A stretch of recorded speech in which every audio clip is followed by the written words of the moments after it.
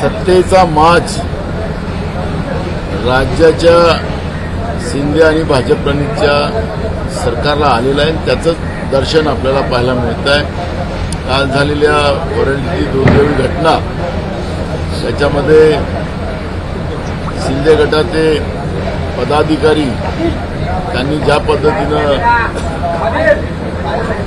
नशेच्या माध्यमातून त्या महिलेला चिरडून टाकलं गाडीच्या खाली, ही दुर्दैवी घटना आहे. सातत्यानं महाराष्ट्रात या घटना होतात आहे.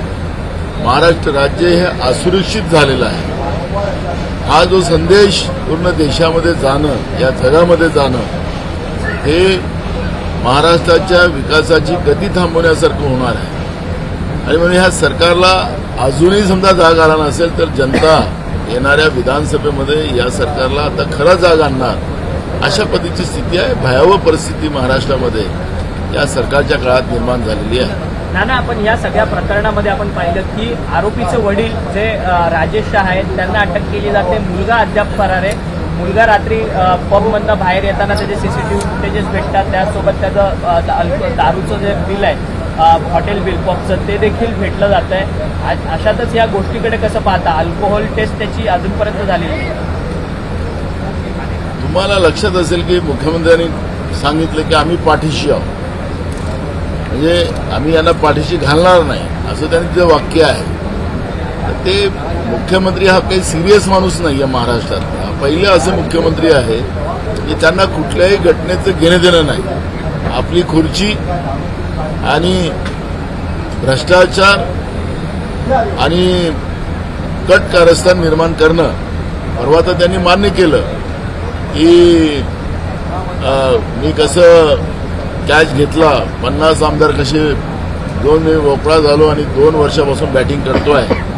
म्हणजे कट करणं हे त्यांच्यासाठी गौरव आहे, कौतुक आहे, त्याचा अभिमान आहे. अशा पद्धतीचा राज्याचा मुख्यमंत्री आपल्या चुकीच्या मानसिकतेला गौरवान्वित करत असेल तर महाराष्ट्राच्या ज्या चाब्या आपण ज्या माणसाच्या हातात दिलेल्या आहेत, त्या चुकीच्या माणसाच्या हातात दिलेलं असं चित्र पाहायला मिळतं. भ्रष्टाचार तर त्यांचं रेकॉर्ड ब्रेक आहे. म्हणजे आता समृद्धी मार्गाचा रस्ता गडचिरोलीपर्यंत घेऊन जायचं, त्याचे टेंडर झालेत आणि 40% अभाव.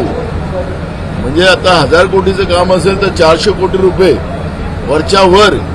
अशा पद्धतीचं भ्रष्टाचाराच्या सीमा ओलांडणारं सरकार, राज्याच्या जनतेच्या पैशाची लूट माजून राज्यामध्ये महागाई निर्माण करण्याचं काम, या पद्धतीची व्यवस्था या सरकारने केलेली आहे. आणि म्हणून चुकीच्या माणसाच्या हातात राज्याचं सरकार आहे, भाजप-प्रणीत सरकार आहे.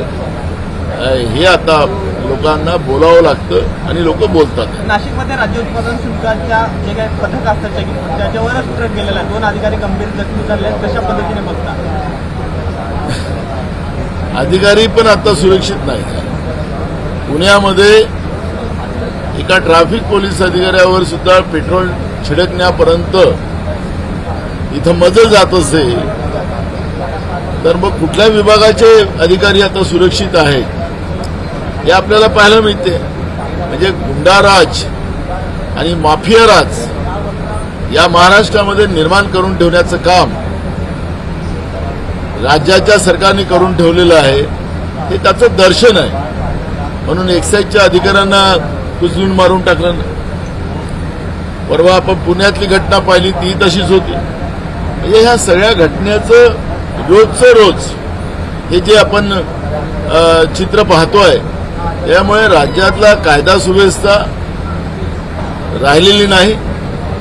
सरकारचं सातत्यानं प्रशासनावर असलेलं हस्तक्षेप, अधिकाऱ्यांच्या बदल्या हे पैसे घेऊन करणं आणि मग अधिकाऱ्यांनी खाली मनमानी करणं, ही जी काही प्रक्रिया या महाराष्ट्रात चाललेली आहे त्याचा परिणाम महाराष्ट्र आणि महाराष्ट्राची जनता भोगते आहे. देवेंद्र फडणवीस यांना सगळ्यांना खोटं नॅरेटिव्ह असं म्हणतात सातत्यानं. ते म्हणतात की विरोधक जे आहे ते खोटं नॅरेटिव्ह पसरवतात. तुम्ही जे हे बोलतात ते खोटं आहे म्हणून. तेच राजा हरिश्चंद्र आहेत, सत्य त्यांचं पिंड आहे. असं अगर नेरेटिव्ह देवेंद्र फडणवीस आपल्याबद्दलचं निर्माण करून घेत असेल तर महाराष्ट्रामध्ये मराठा असेल, धनगर असेल, गोवारी असेल, ह्या ज्या समाजाचे लोक आम्हाला आरक्षण मिळालं पाहिजे, आमची जात आरक्षणामध्ये आली पाहिजे, याच्यासाठी जी लढाई चाललेली आहे, तर हे नेरेटिव्ह कोणी निर्माण केलं होतं? तर देवेंद्र फडणवीसांनी 2014 मध्ये. मग ज्यांनी खोटं बोलून सत्ता घेतली तो काँग्रेसला खोटं नेरेटिव्ह पसरवणारा म्हणणार असेल तर मग किती खोटारडापणा हे देवेंद्र फडणवीसांमध्ये आहे ते त्याच्यातून स्पष्ट होतं. खोटं नेरेटिव्ह या राज्यामध्ये खऱ्या अर्थानं सुरू करणारा कोण असेल तर देवेंद्र फडणवीस आणि गडकरी हे दोघं जण आहेत. आणि भाजपने त्या नेरेटिव्हला महाराष्ट्रामध्ये पसरवून गेल्या 10 वर्षापासून त्यांनी महाराष्ट्रामध्ये सत्ता काबीज करून ठेवली. त्याचा परिणाम आपण पाहतो आणि महाराष्ट्र भोगते आहे. आणि म्हणून खोटं नेरेटिव्ह पसरवण्याचे मास्टर माइंडच देवेंद्र फडणवीस आहेत आणि म्हणून ते आता खोटं नेरेटिव्ह सांगतात. नाना भाऊ, काँग्रेसकडे विधान परिषदेसाठी जवळपास 37 मत आहेत, मात्र काँग्रेसलाच या निवडणुकीमध्ये फटका बसू शकतो अशी माहिती समोर येत आहे. अशोक चव्हाण समर्थक आणि अजित पवार समर्थक काही आमदार आपल्या पक्षामध्ये आहेत. कशा पद्धतीचा कोटा असणार आहे प्रज्ञा सातव यांच्यासाठी? हा चुकीचा नेरेटिव्ह हा जे पसरवणारी लोक बसलेली आहेत त्या सत्तेमध्ये यांचं कर्म आहे. काँग्रेसचाही उमेदवार येणार, शिवसेनेचाही उद्धव ठाकरेंचा उमेदवार येणार आणि शेकापचे आमचे जयंत पाटील निवडून येणार. तिन्ही उमेदवार आमच्या महाविकास आघाडीचे निवडून येतील. मुंबईत मोठ्या प्रमाणात पाऊस सकाळी झाल्याचं पाहायला मिळालं.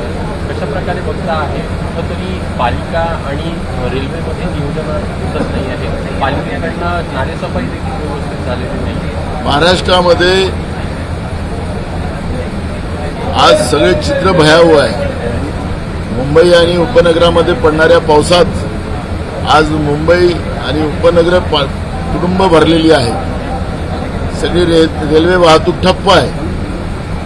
म्हणजे महानगरपालिका आणि रेल्वे यांच्यातलं जे समन्वय नसणं आणि मोठ्या प्रमाणात भ्रष्टाचारी व्यवस्था निर्माण होणं त्याचा परिणाम मुंबई आणि मुंबई उपमहानगरामध्ये लोक भोगतात आहेत. महाराष्ट्राच्या दुसऱ्या भागात आपण गेलं, अनेक भागामध्ये अजूनही पाऊस पडलेला नाही. अजूनही लोक पाण्याच्या प्रतीक्षेत आहेत आणि राज्यातलं सरकार आलबेल आहे, ऑल इज वेल ही सरकारची भूमिका आहे. आणि ते विधानसभेमध्ये सातत्यानं सरकार बोलताना आपण पाहतो आहे. म्हणजे कोण मरते आहे, कोण जगते आहे याचं घेणे देणं या सरकारला नाही.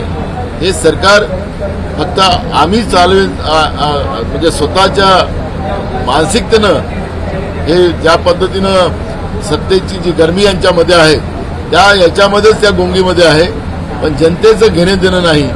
आणि हेच परिणाम आज राज्यातलं मुंबई उपमहानगर आणि महाराष्ट्रातली जनता भोगताना आपण पाहतोय.